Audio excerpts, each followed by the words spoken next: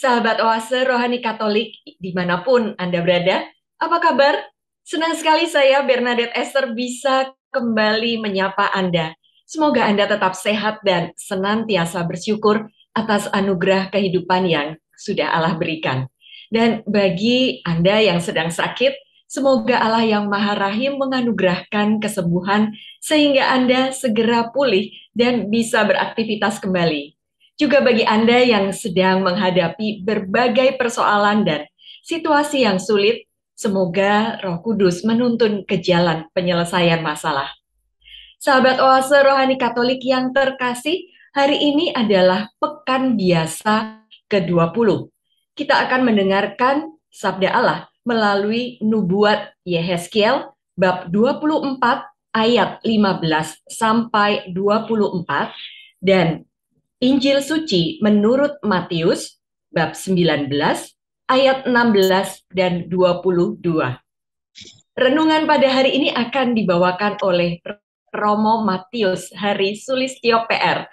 Beliau dikenal dan akrab disapa Romo Hari. Saya yakin para pemirsa dan pendengar setia Oase Rohani Katolik sudah tidak asing dengan sosok Romo Hari. Setiap hari Sabtu kini di Kolumbarium Oasis Lestari, Romo Hari mempersembahkan Ekaristi Kudus bagi keselamatan jiwa-jiwa orang beriman. Juga bersama dengan para suster OSA berdoa rosario bagi mereka. Syukur kepada Allah di antara berbagai aktivitas dan kesibukan Romo Hari, beliau masih menyempatkan diri untuk hadir di sini menyalurkan berkat dan rahmat Tuhan bagi kita semua. Mari kita sapa Romo Hari lebih dulu. Apa kabar Romo Hari? Baik, Bapak Ibu, saudara-saudari yang terkasih, juga adik-adik semuanya. Apa kabar? Saya baru muncul kembali di Oase Rohani Katolik ya. Setelah sekian lama saya tidak bergabung lagi karena saya mendapatkan perutusan yang baru sehingga tidak mengurus ORK lagi, tapi mengurus perutusan yang lainnya yang diberikan oleh Bapak Uskup kepada saya. Selamat berjumpa kembali. Ya, baik. Mari kita awali acara ini dengan doa pembuka yang akan dipimpin oleh Romo Hari. Monggo Romo. Mari kita berdoa dalam nama Bapa dan Putra dan Roh Kudus. Amin. Allah Bapa yang penuh kasih, kami mengucap syukur atas segala rahmat yang boleh kami terima. Kami beserta seluruh anggota keluarga kami. Engkau sungguh murah hati karena memberikan banyak yang kami butuhkan dalam kehidupan kami ini. Juga dalam pelayanan kami sehari-hari untuk memuliakan Engkau. Maka kami mohon berkat-Mu untuk mendengarkan dan menghayati sabda-Mu dalam oase rohani Katolik ini. Sehingga sungguh-sungguh sabda-Mu kami hayati dan menjadi pedoman bagi kami untuk melaksanakan kehidupan kami sehari-hari di dalam Engkau sendiri. Semua ini kami mohonkan dengan pengantaran Putra-Mu, Tuhan dan pengantara kami. Amin. Dalam nama Bapa dan Putra dan Roh Kudus. Amin. Sahabat Oase Rohani Katolik yang terkasih, antifon pembuka, Tuhan menilik kesusahan umatnya ketika ia mendengar teriakan mereka. Bacaan dari Nubuat Yehezkiel. Tuhan bersabda kepadaku, "Hai anak manusia, Aku hendak mengambil daripadamu dia yang sangat kau cintai, seperti yang kena tulah. Tetapi janganlah meratap ataupun menangis, dan janganlah mengeluarkan air mata. Diam-diam saja mengeluh, jangan mengadakan ratapan kematian. Lilitkanlah destarmu dan pakailah kasutmu. Jangan selubungi mukamu, dan jangan makan roti perkabungan. Pagi harinya aku berbicara kepada bangsa Israel, dan malam harinya istriku meninggal dunia. Keesokan harinya aku melakukan seperti yang diperintahkan kepadaku. Maka bangsa itu berkata kepadaku, "Tidakkah engkau bersedia memberitahu kami apa artinya ini bagi kami bahwa engkau berlaku demikian?" Lalu aku menjawab mereka, "Sabda Tuhan sudah datang kepadaku. Katakanlah kepada kaum Israel, beginilah sabda Tuhan Allah. Sungguh, aku akan menajiskan tempat kudusku, kekuasaanmu yang kau banggakan, kenikmatan bagi mata dan jiwamu. Anak-anakmu laki-laki dan perempuan yang kalian tinggalkan akan mati rebah oleh pedang. Kalian akan melakukan seperti yang kulakukan. Mukamu tidak akan kalian selubungi, dan roti perkabungan takkan kalian makan. Kepalamu akan berdesar, dan kakimu akan berkasut. Dan kalian tidak akan meratap ataupun menangis. Tetapi kalian akan hancur lebur dalam hukumanmu, dan kalian akan mengeluh seorang kepada yang lain. Demikianlah Yehezkiel menjadi lambang bagimu. Tepat seperti yang dilakukannya, begitulah yang akan kalian lakukan. Sesudah itu terjadi, kalian akan tahu bahwa akulah Tuhan Allah. Demikianlah sabda Tuhan. Syukur kepada Allah. Mazmur tanggapan dengan referen, "Engkau telah melupakan Allah yang melahirkan dikau." Engkau telah melupakan Allah yang melahirkan dikau. Hai umat, engkau telah melupakan gunung batu yang memperanakkan dikau. Engkau telah melupakan Allah yang melahirkan dikau. Tuhan melihat hal itu, maka ia menolak mereka sebab ia sakit hati karena anak-anaknya lelaki dan perempuan. Engkau telah melupakan Allah yang melahirkan dikau. Tuhan bersabda, "Aku hendak menyembunyikan wajahku terhadap mereka dan melihat bagaimana kesudahan mereka. Sebab mereka itu suatu angkatan yang bengkok, anak-anak yang tidak mempunyai kesetiaan." Engkau telah melupakan Allah yang melahirkan dikau. Mereka membangkitkan cemburuku dengan yang bukan Allah. Mereka menimbulkan sakit hatiku dengan berhala mereka. Sebab itu, aku akan membangkitkan cemburu mereka dengan yang bukan umat dan menyakiti hati mereka dengan bangsa yang bebal. Engkau telah melupakan Allah yang melahirkan dikau. Haleluya, haleluya, haleluya. Berbahagialah yang hidup miskin terdorong oleh Roh Kudus, sebab bagi mereka lah kerajaan Allah. Haleluya, haleluya, haleluya. Tuhan bersamamu. Dan bersama rohmu, Inilah Injil suci menurut Matius. dimuliakanlah Tuhan. Tuhan.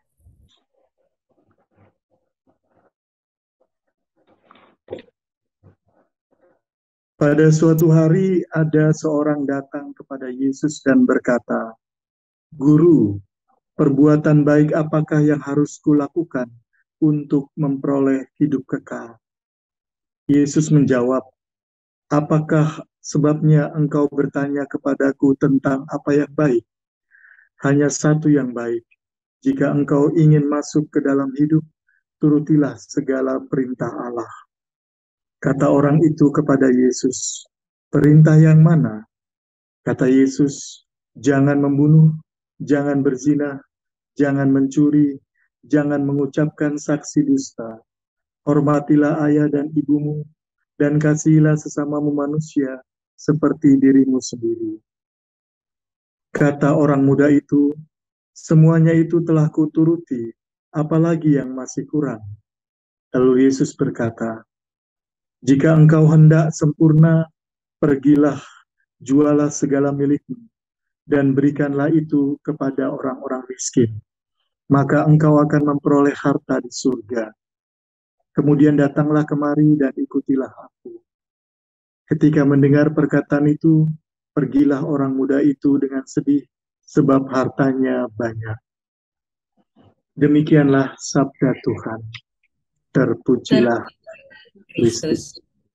Ya, Romo Hari tadi dalam bacaan dari nubuat Yehezkiel, kita mendengar bahwa Tuhan memberi peringatan kepada bangsa Israel. Apa inspirasi iman yang hendak Romo Hari sampaikan kepada kami? Iya, betul, Bey. Ibu bapak, saudari-saudara, kaum muda dan adik-adik yang terkasih, tadi kita telah mendengarkan bacaan pertama dari nubuat Yehezkiel yang ingin mewartakan bahwa Allah memberikan hukuman kepada kaum Israel sehingga membuat hidup mereka itu kacau balau. Melalui Nabi Yehezkiel, Tuhan telah memberikan peringatan dengan semuanya itu secara jelas. Namun, kita tahu bangsa Israel tetap saja tidak peduli dengan apa yang diperingatkan oleh Allah. Nah, sebelum kita masuk kepada bacaan hari ini, kita bisa mengenal bagaimana nubuat Yehezkiel ini. Menurut tradisi Yahudi, kitab Yehezkiel ini ditulis oleh Yehezkiel sendiri, salah satu nabi besar dalam kehidupan kita. Dan tulisannya itu mirip seperti autobiografi. Hal ini dibuktikan dengan penggunaan sudut pandang orang pertama dalam kitab ini. Selain itu, banyaknya cerita tentang apa yang Nabi Yehezkiel lakukan dan kerjakan yang ditulisnya secara tegas dan terperinci. Juga menjadi bukti atas sifat autobiografi kitab ini. Seringkali kitab ini dengan tegas menyatakan kapan dan di mana nubuat itu disampaikan, bahkan juga dengan tanggal dan tempat yang jelas. Jadi Nabi Yehezkiel itu membuat nubuat ini seperti catatan harian. Nah, kitab Yehezkiel ini diperkirakan ditulis pada zaman pembuangan di Babilonia, yaitu sekitar tahun 593 sampai 571 sebelum Masehi. Buktinya menggunakan bahasa Ibrani di dalam kitab ini juga dipengaruhi oleh bahasa Akkadia yang tampak dalam ciri kenabian lama, yaitu kekuatan mimpi, ekstase, dan penglihatan-penglihatan gaib. Kitab ini juga beberapa kali menyinggung peristiwa yang terjadi pada masa itu, sehingga dapat disimpulkan bahwa tidak mungkin seseorang yang tinggal di luar Babilonia dapat menulis hal-hal seperti itu. Pandangan ini lebih jelas mendekati memang Yehezkiel ikut dalam pembuangan di Babilonia. Panggilan kenabiannya terjadi di Sungai Kebar, daerah Tel Abib, itu ada dalam Yehezkiel 1 ayat 1, dan juga itu di dekat sungai yang menghubungkan Babilonia dan Uruk, dan juga melalui Nibru. Seperti apa sih isi kitab Yehezkiel ini? Nah, isinya itu berisikan nubuat-nubuat yang disampaikan oleh Nabi besar Yehezkiel ketika berada dalam pembuangan di Babel setelah jatuhnya Yerusalem. Pesannya ditujukan kepada orang-orang yang dibuang di Babel dan mereka yang masih tinggal di Yerusalem. Nah, kitab Yehezkiel ini menggambarkan pembaruan-pembaruan dari nubuat-nubuat atas Israel. Kisah hidup Yehezkiel juga diceritakan dalam kitab ini. Sebelum menjadi nabi, ia adalah seorang imam yang melayani di bait Allah. Ia muncul setelah Nabi Yeremia yang menubuatkan hukuman atas Yehuda sebagai penegakan keadilan Allah kepada umat. Yehezkiel dibawa dalam pembuangan, dan di dalam pembuangan itulah ia bernubuat, dan macam-macam nubuatnya. Kita bisa lihat bagaimana nubuatnya itu terbagi ke dalam 3 nubuat. Kita bisa lihat nubuat-nubuat yang pertama itu ada dalam bab 1 sampai 24, nubuat-nubuat melawan Israel. Dan bacaan hari ini adalah bacaan di nubuat-nubuat melawan Israel ini, itu bacaan yang terakhir. Bacaan di bab 24. Sesudah itu ada juga nubuat-nubuat lain, yakni nubuat-nubuat melawan bangsa-bangsa. Antara lain nubuat melawan Bani Amon, kemudian nubuat melawan Moab, dan banyak lagi bangsa-bangsa yang lainnya. Dan itu dimulai pada bab 25 sampai 32. Dan sesudah itu ada nubuat pengharapan bagi Israel. Itu pada bab 33 sampai bab 48 atau yang terakhir. Kita bisa melihat bagaimana garis besar nubuat-nubuat ini. Yang pertama, peringatan kepada umat Israel bahwa Allah akan menghakimi mereka dan bahwa Yerusalem akan jatuh dan hancur. Juga pesan dari Tuhan bahwa ia akan menghakimi bangsa-bangsa yang menindas dan menyesatkan umatnya. Juga penghiburan bagi Israel setelah jatuhnya Yerusalem dan janji tentang masa depan yang cerah. Gambaran Yehezkiel tentang bait Allah dan juga bangsa yang diperbarui. Ini sangat jelas bahwa bukan hanya hukuman-hukuman yang dinubuatkan Allah kepada bangsa Israel melalui Yehezkiel, tetapi juga Allah memberikan pengharapan dan kehidupan yang lebih cerah jika bangsa Israel sungguh mengikuti apa yang disabdakan Tuhan kepadanya. Ini antara lain yang kita bisa lihat bagaimana nubuat Yehezkiel dalam kitab Yehezkiel. Itu B. Ya, terima kasih Romo, kami jadi lebih mudah mengerti apa yang melatar belakangi dan bagaimana pembagian dalam kitab Yehezkiel ini yang merupakan nubuat melawan Israel, lalu kemudian nubuat melawan bangsa-bangsa seperti Bani Amon dan Moab, juga ada nubuat pengharapan. Nah, kalau tadi sebenarnya bangsa Israel ini sangat beruntung ya Romo, diberi peringatan lebih dulu untuk oleh Tuhan gitu. Bagaimana kalau itu kondisinya saat ini ya Romo Hari, nubuat atau peringatan-peringatan dari Tuhan itu dapat dari mana kita bisa mengetahuinya? Ya, Allah itu sangat menyayangi bangsa Israel sehingga dia bernubuat melalui nabi-nabi besarnya, juga nabi-nabi yang lainnya untuk mengingatkan mereka supaya mereka bertobat. Dan kalau di zaman sekarang, pasti ada begitu banyak peringatan-peringatan Allah yang diberikan kepada kita melalui hal-hal yang sederhana dalam kehidupan kita. Ada banyak pasti Allah mengingatkan kita, baik secara pribadi maupun secara komunal dalam kehidupan kita. Saya misalnya memberikan contoh, kalau saya misalnya lupa berdoa gitu ya, karena udah kecapean, sehingga di malam hari langsung tertidur dan lupa berdoa, maka Allah pasti akan mengingatkan saya dengan cara apa? Misalnya di tengah malam saya terbangun dan sepertinya diingatkan bahwa saya belum berdoa. Maka kemudian di tengah malam ketika saya bangun itu, maka saya mulai berdoa dulu. Dan baru sudah itu bisa tidur nyenyak. Ini salah satu menurut saya peringatan dari Allah, bagaimana Allah mengingatkan kita untuk hidup sesuai dengan kehendak-Nya. Dan pasti ada banyak yang lainnya juga Allah mengingatkan kita.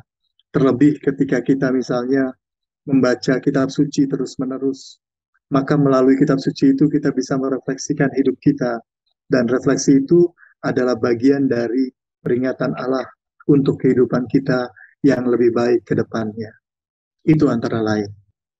Ya, Romo Hari, terima kasih sekali sudah mengingatkan kami untuk tetap membaca dan rajin membaca, jangan melupakan kitab suci, membaca kitab suci setiap hari, dan kemudian juga peka terhadap peringatan-peringatan Tuhan yang hadir dalam hidup kita sehari-hari.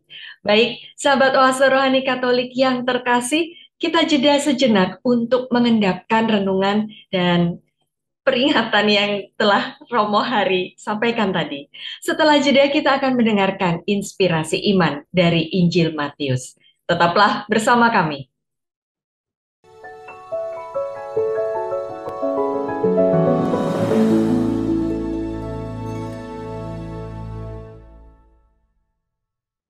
Sahabat Oase Rohani Katolik yang terkasih, Anda masih bersama kami, Romo Matius Hari Sulistyo PR dan saya Bernadette Esser. Bila Anda mempunyai pertanyaan, saran, dan juga kritik, Anda bisa menghubungi kami melalui email orkkaj2021@gmail.com atau mengirimkan pesan melalui WA dengan nomor 0881 0251 33438. Ya, Romo Hari, ada inspirasi iman apa atau apa yang hendak Romo bagikan kepada kami dari bacaan Injil Matius tadi? Ya, ini rasanya bukan kebetulan tetapi diatur oleh Roh Kudus. Pada tanggal ini, tanggal 15 Agustus, saya berulang tahun imamat yang ke-15. Dan Injil hari ini adalah Injil yang menyentuh saya ketika saya ingin menjadi seorang imam. Nah, dulunya memang pernah ada keinginan di masa SMA saya untuk menjadi seorang imam, tetapi terlupakan setelah masa kuliah dan juga saya bekerja, sehingga saya lupa untuk menjadi imam karena dalam pekerjaan saya sangat bahagia dan senang.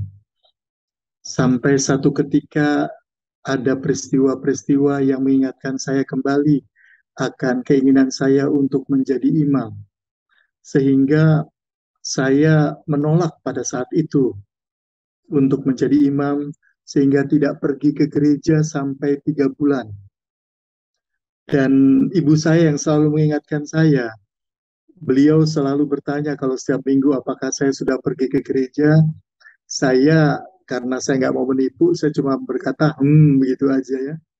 Padahal saya nggak pergi ke gereja.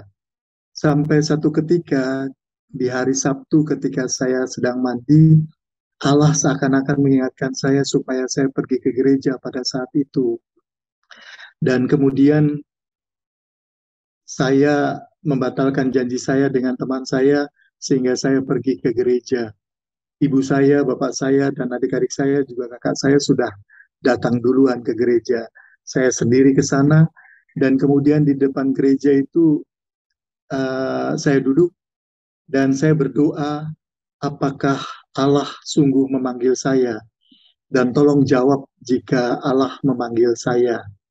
Dan ternyata bacaan-bacaan pada minggu itu, padahal bukan bacaan minggu panggilan, tetapi sungguh menyentuh saya karena seakan-akan itu adalah jawaban Allah bahwa saya dipanggilnya.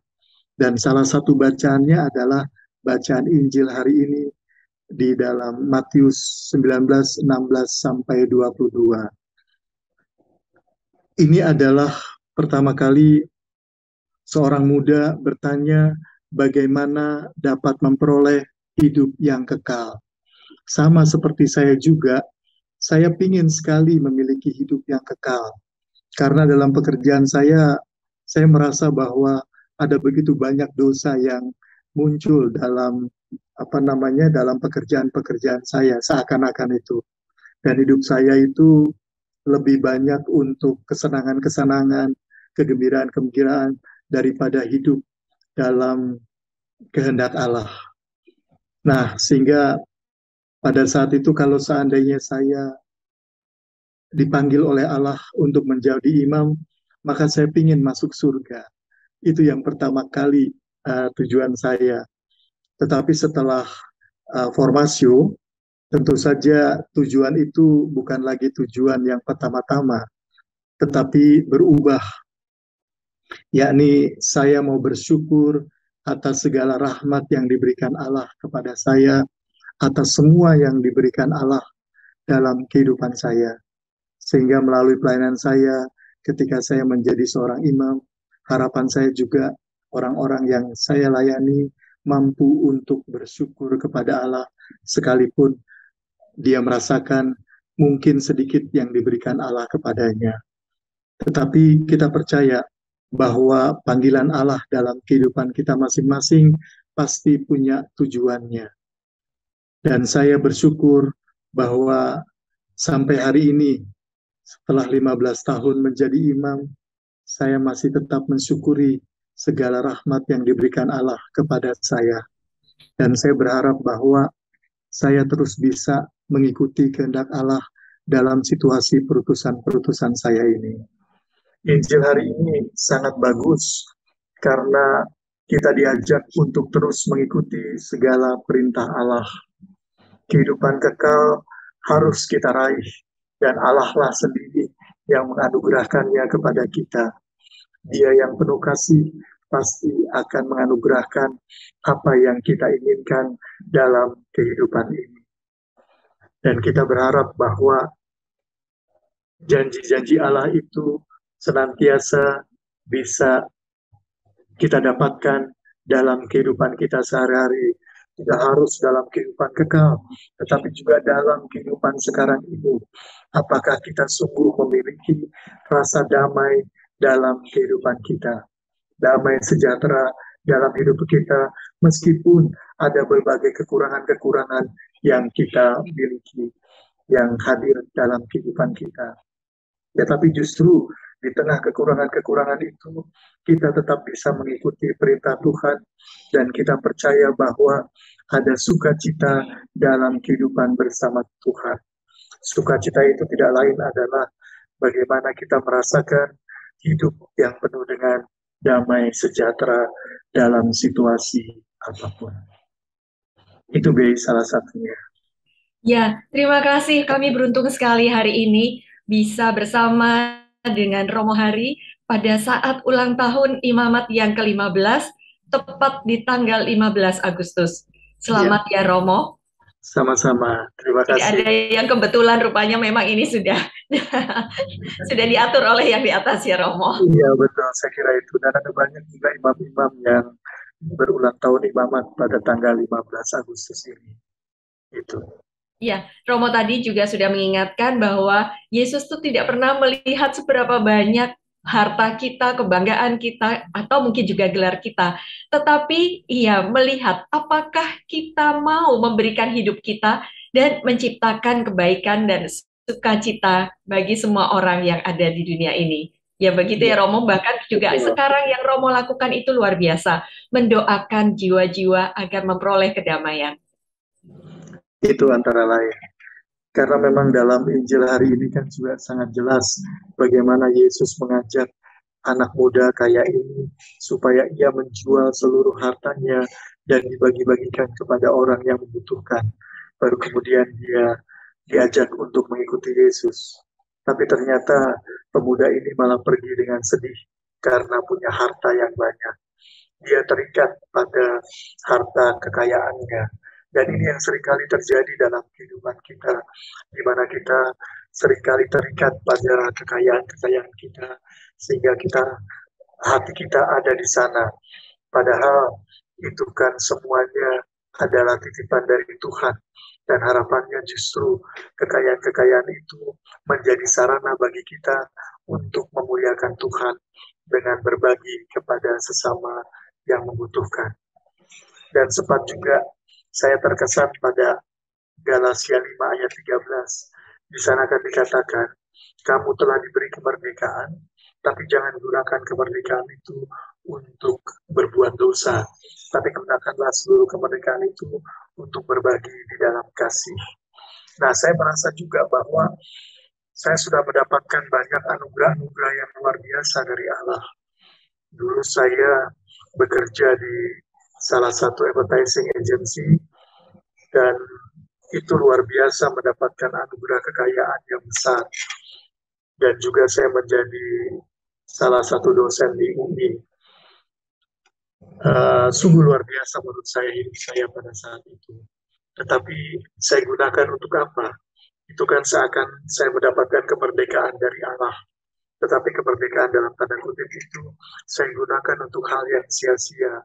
Saya seringkali dugem, saya seringkali untuk untuk senang-senang lah, kebanyakan begitu.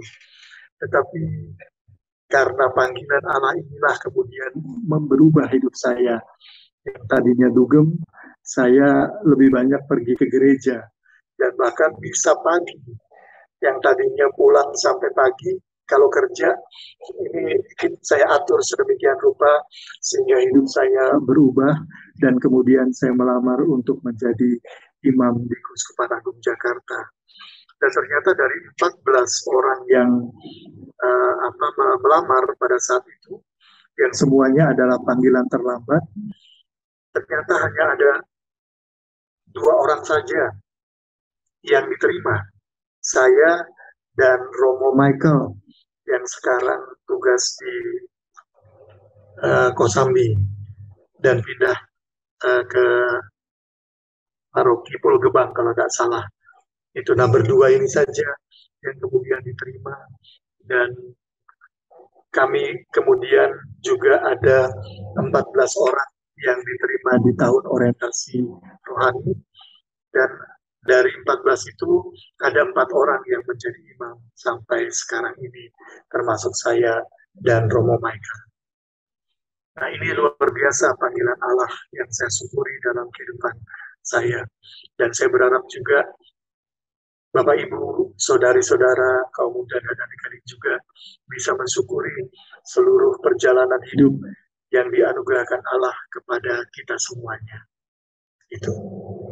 Ya, luar biasa Romo. Bisa terbayang betapa kuatnya perjuangan Romo saat itu meninggalkan tanda kutip berhala-berhala yang mengikat Romo Hari untuk bisa mengikuti Yesus. Ya, baik. Terima kasih sudah mengingatkan dan menunggukan kami bahwa kemerdekaan yang kita miliki seharusnya membawa kita semakin dekat dengan Tuhan. Begitu juga seluruh anugerah yang kita dapatkan, bahwa ada pekerjaan, ada gelar, ada prestasi, dan segala macam itu justru merupakan sarana untuk semakin mendekatkan kita kepada Tuhan. Begitu ya, Romo? Iya, betul. Semuanya harus menjadi sarana bagi kita untuk semakin dekat dengan Tuhan, untuk semakin melakukan apa yang dikehendaki Tuhan. Karena pasti anugerah-anugerah itu sungguh memberikan kita hidup yang lebih baik lagi. Saya jadi mengingat juga ini, bahwa sejak awal saya suka dengan hal-hal yang bersifat seni. Dan kemudian saya juga bekerja di bagian art juga, yakni di advertising agency, yang pasti bagaimana cara membuat iklan yang baik dan lain-lain. Dan ternyata saya menyadari bahwa seluruh kemampuan itu adalah persiapan bagi saya untuk menjadi seorang imam. Jadi Allah benar-benar memberikan arahan kepada saya. Dari awal saya dibekali dengan macam-macam kemampuan untuk nanti digunakan ketika saya menjadi seorang imam. Maka ketika saya menjadi imam, saya diutus salah satunya di Komsos waktu itu ya. Sempat di Komsos sampai berapa, 12 tahun lebih kalau nggak salah itu.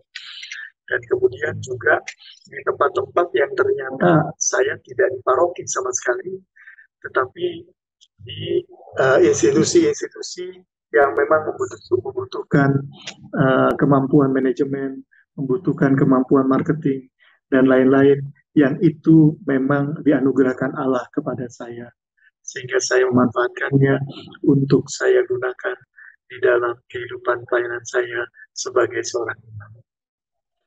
Jadi kita yakin ya, bahwa hidup kita juga pasti diatur oleh Allah dalam situasi apapun untuk memenuhi keinginannya, memenuhi kehendaknya, apa yang Allah inginkan dari kehidupan kita. Ya, Romo Hari.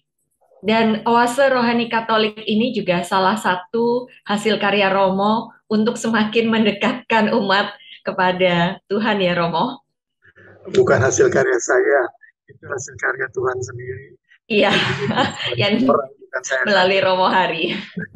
Mengutus banyak orang sebenarnya untuk menjadikan Oase Rohani Katolik ini sebagai media bagi kita mewartakan apa yang Allah kehendaki untuk kita semuanya. Terima kasih untuk segala renungan hari ini yang sungguh sangat menyentuh hati, Romo Hari. Ya, Romo Hari dan sahabat Oase Katolik yang terkasih, kini kita sudah berada di penghujung acara. Kita akan mengakhirinya dengan doa penutup dan menerima berkat Allah melalui Romo Hari. Silakan Romo. Jadi kita tutup ini ya. Baik, mari kita berdoa dalam nama Bapa dan Putra dan Roh Kudus. Amin. Allah Bapa yang penuh kasih, kami mengucap syukur karena Engkau menganugerahi berbagai hal yang kami butuhkan dalam kehidupan ini. Terlebih, Engkau memberikan berbagai sarana bagi kami untuk memuliakan Engkau. Kami mengucap syukur atas sabda-Mu yang senantiasa menjadi pedoman bagi kami untuk melangkah menjadi manusia yang lebih baik, yang sesuai dengan kehendak-Mu.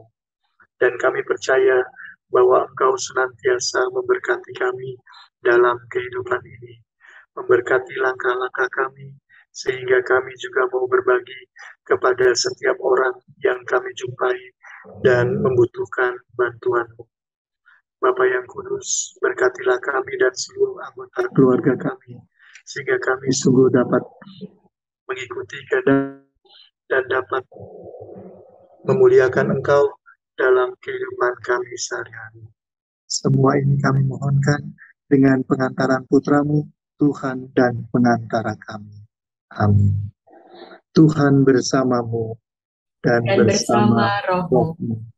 Allah yang Maha Kuasa melindungi, membimbing, dan memberkati Ibu Bapak, Saudari-saudara, kaum muda dan adik-adik yang terkasih beserta seluruh anggota keluarga dalam nama Bapa dan Putra dan Roh Kudus. Amin. Amin. Sahabat Oase Rohani Katolik yang terkasih, dengan demikian usai sudah acara kita hari ini. Saya Bernadette Esther dan saya Romo Hari Sulistyo.